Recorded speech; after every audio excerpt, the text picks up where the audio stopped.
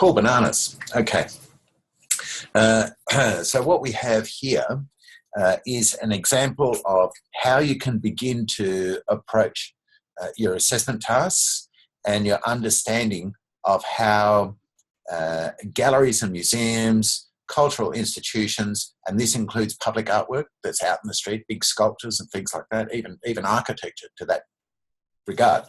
So how you can include these in your education thinking and in your own thinking to, let's see, to grow in your capacity to assimilate the arts, and to think about the arts and talk about the arts, and certainly how to use it for educational purposes. So in this instance, I'm looking at the FM Curtis collection. It's a teaching learning tool. So this is a collection of artworks in this school, in the Bendigo campus of La Trobe University. However, this could be any gallery, any collection, any artwork, anywhere. It's the same journey, it's the same story. So first of all, let's have a look at how this underpins thinking in terms of education. And I like this. This work has been done by David Beagley and myself, Simon O'Malley, and David certainly has some wit and humour about it.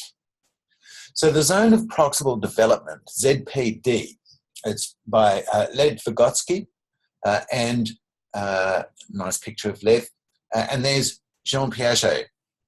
And these two people are pretty heavy hitters in terms of constructivist learning, in terms of understanding how all people learn.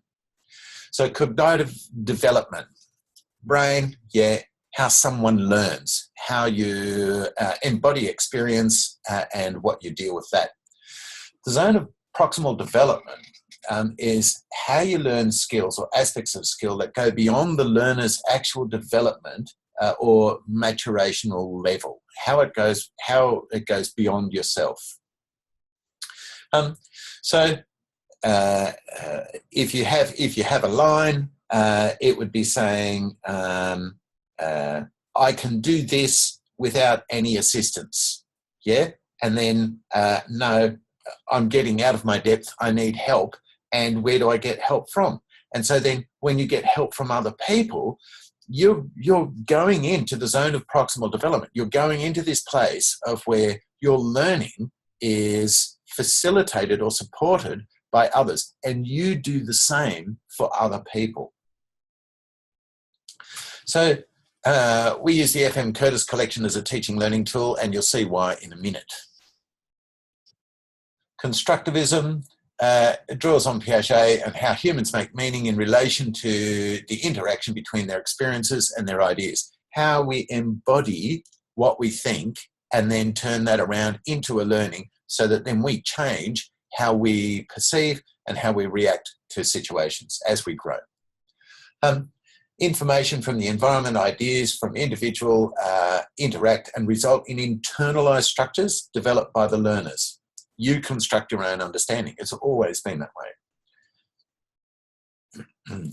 When individuals assimilate new information, they incorporate it into an already existing framework without changing that framework. Oh, yeah, I get it. Yeah, big deal. But when they accommodate new information, they reframe the mental representation of the external world and fitting in new experience. Oh, yeah, I get it.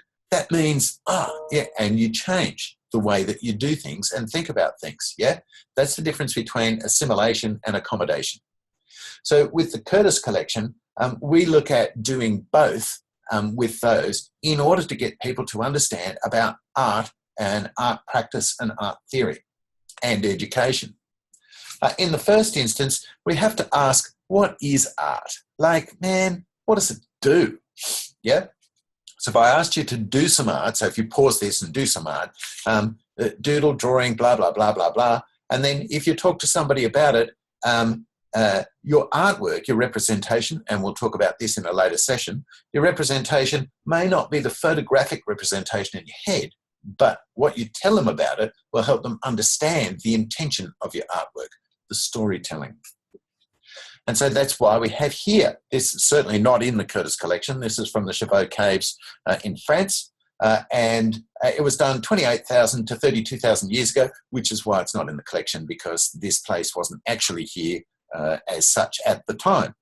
But you can see here that there's cave lines, and they're all overlapped and they're all a bit quirky. But what I love about this is the artist who did them, or the artists who did them, they've just gone over the top. They've had really rudimentary tools, just charcoal and pigments, ochres, etc., from what was around at the time. And they look a pretty good representation. So here, this one is good. 17,300 years ago, and on maybe the left, who knows, the horses. If you have a look at the horses, do they look like realistic horses, or do they look a bit quirky? And that's the thing. They are realistic horses. The closest that we have to these is the Mongolian steppe horses, which are the last of the original species of horse. Everything else has evolved and has been, has been crossbred for specific reasons, which is why horses look the way they do now. Originally, horses look like that. Fantastic. And the other one, the antlers on that little beastie there, yes, artist license. It looks a bit quirky. But what we know from archaeological fact, from the remnants of these creatures, is that those antlers can be up to 7 meters tall. So that's like huge. Now, what you've got to understand is that's at a time in the growth of the world, of the earth, where everything was big, like everything was massive. And what was happening was that as massive things consumed resources and energy to get around, the more specialized, smaller things, as they evolved smaller and they used less energy and less resources to get around and do what they had to do, they started to outlast all of the big things. Now, this is a very interesting thing in that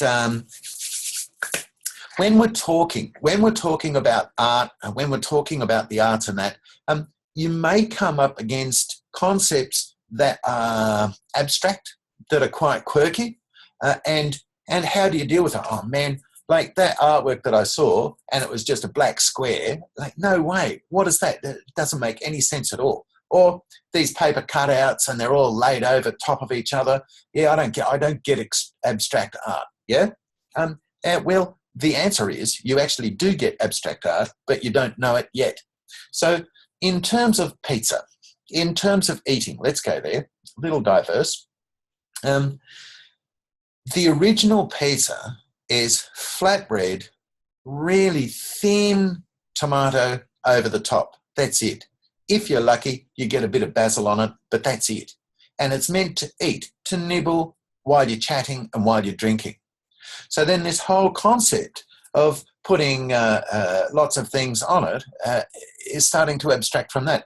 The first margarita pizza was because this particular chef knew that the king's consort, the Queen Margarita, was visiting that area at that particular time. And so he took the basic pizza, which was the flatbread, the tomato base, and he put some basil on it and some bocconcini on it.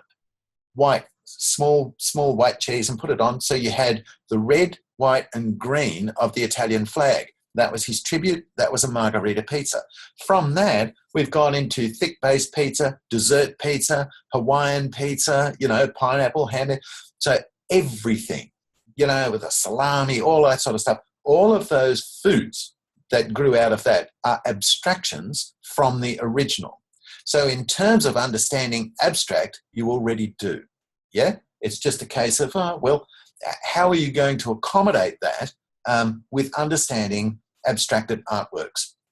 Now, another thing that we need to get sorted is the language of art. Yeah? So let's have a look at this. Music. Yeah, a philharmonic orchestra, all of these people playing together. How is it possible? How can it happen? It just, why? Why? How is that going? Well, it happens because the language of music is put down on the paper and they learn this language. Now, can you speak the language of music? Maybe, who knows? You know, maybe you can. I certainly can't, judging by that. However, what you can see is that universally, this abstracted language, this language of sound and of instruments is understood or comprehended or perceived and enjoyed by everybody. So now we've established you can handle abstracted concepts and abstracted language. So what we need to do is look at what is the language, what is the powerful language of art and design? And that is the elements and principles of art and design. You see an element to describe a principle, yeah? So line, shape, color, value, form, texture, space, blah, blah, blah, blah. As you can see that. Now, we will go into these in more depth later, but this is to get you to realize that there is a specific language for art and design. And the power of that language is really important because it helps you say, I don't like that artwork. No, it doesn't cut it. Why don't you like that artwork? Well, in this particular artwork, I find that the balance of the composition isn't working for me because this dark thing down here or this light thing or blah, blah, blah. So it gives you the tools to be able to do that. Visual literacy. So this is the whole thing about the arts, is that we need to understand that it's a language, and sometimes that language doesn't have words. It's just visual literacy, yeah? So in terms of your assessment tasks, one of them is that you will go and visit an arts institution, and that can be gallery, museum, I don't know, if you've only got the, let's say, the regional office available in a small place, yeah, go ahead, or you can get online. But there's a difference here. So what I'm looking at with this particular thing is this is Leonard French's Journey of the Sun in the Bendigo Art Gallery. It's only a small portion of it, but you can see by the picture that there's some vivid colours, there's some interesting shapes, there's some dynamics going on there, but that's the whole point. It's a picture. What happens, and this is a ceramic work, this is a huge work, what happens, a painted work, what happens when you go and stand in front of the actual artwork? What is the experience? And that's what I want you to do. I want you to go to an art institution and have a look around and find an artwork that's really powerful for you and take a photograph of that. Yeah, non-flash photography always. Take a photograph of that and also write down, what was it like standing in front of that work? What did it feel like? How did it affect you? And then how does that compare with just looking at a picture of it in a book or just as on a page?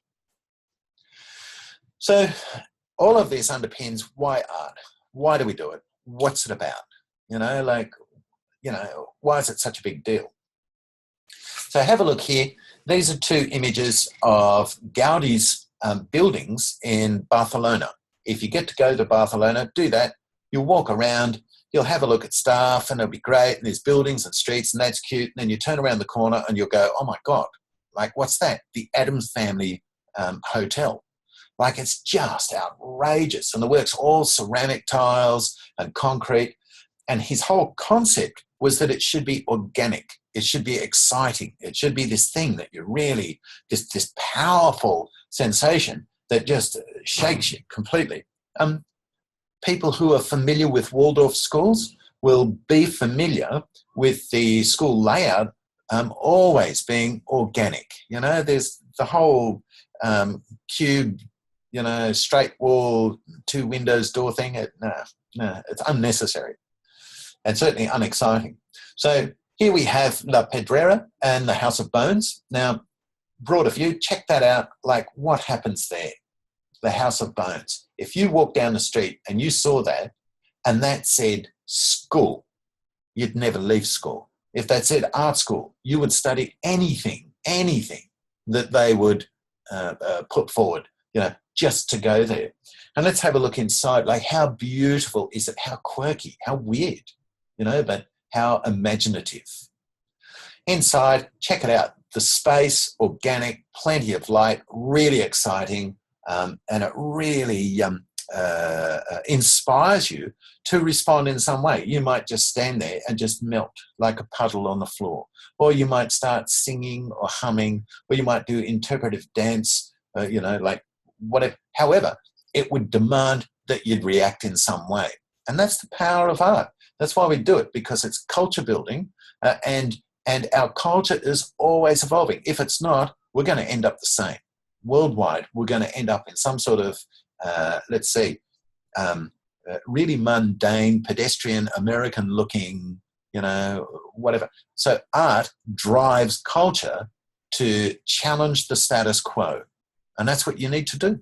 That's what you need to do for yourself and for your students. Georgia O'Keeffe, one of my favourite artists, really good. So she says, artists and religionists are never far apart because they choose the experience that's the most influential, the most revelational for them. And I like that. Intellect wishes to arrange, intuition wishes to accept. What O'Keeffe always talked about was, when she paints a thing, no, this isn't a picture of a flower. This isn't a picture of a skull or a whatever, of a landscape. This is an interpretation of the feeling of what it was like for me to be there. And I hope that you get that feeling too. And Van Gogh was much the same. Many artists draw on that. Here we have a tool, Feldman's Art Map Compass. You can have a look at it at your leisure. Look it up on the internet. And all it is a device to help you question artworks. An artist. When was it made? What is it about? What's it? What is it? Who made it? All of that sort of thing. A tool for curiosity engagement. Yeah. Now, your assessment task 2 is about a unit of work that involves a cultural institution, and how can you use that for educational purposes? Like, what's the utility of it? So in terms of that, part of that project is to do, part of that task is to do the ArtSlice project. It's a thing that I came up with one day because I noticed people talking about artworks, and it